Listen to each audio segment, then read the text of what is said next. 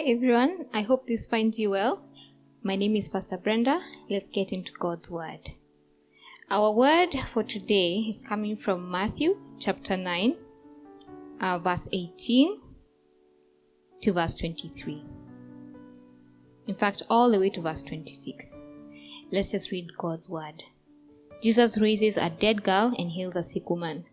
While he was saying this, a synagogue leader came and knelt before him and said, "My daughter just died, but come and put your hand on her, and she will live." Jesus got up and went with him, and so did his disciples. We fast forward to verse 22. Actually, verse 23, which says, "When Jesus entered the synagogue's leader's house and saw the noisy crowd and the people playing pipes, he said, 'Go away, the girl is not dead but asleep.' But they laughed at him. After the crowd had been put outside, he went in and took the girl by the hand, and she got up. News of this spread through all that region." Here is a story of a synagogue leader who had just lost his daughter. And in desperation, he goes to Jesus and he asks him to come and heal, to come and put his hand on the daughter and she will live. This man had an amazing faith. But when you look at verse 23, the people who were around him did not have equally as much faith. And we see that when Jesus got there, he stopped them from playing the pipes. I believe this was music that was played in a time of mourning. And he told them, "Go away, the girl is not dead, but asleep."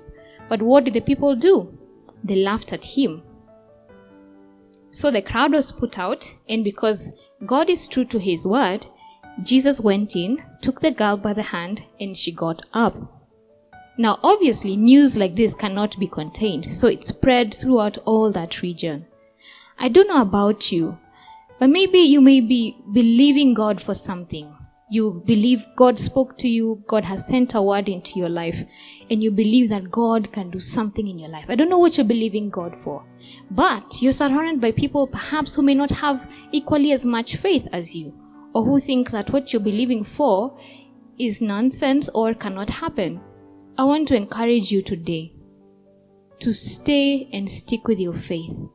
And if you can, to move the mockers out of your house, to distance yourself from people who are speaking something other than the faith that you hold, people who are speaking down against the vision that you have, what you're trusting God for, what you know God spoke to you and God said will do.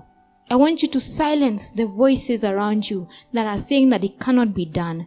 I want you to silence the voice of the enemy that is telling you perhaps you cannot come back to the Lord. Maybe you have strayed from the Lord, but God's word says that you are his child, and maybe the enemy is speaking something contrary to that. God has given you a vision. I want to encourage you today. Get the mockers out of your house, because God, Jesus, is up to something and is up to fulfilling his word for you.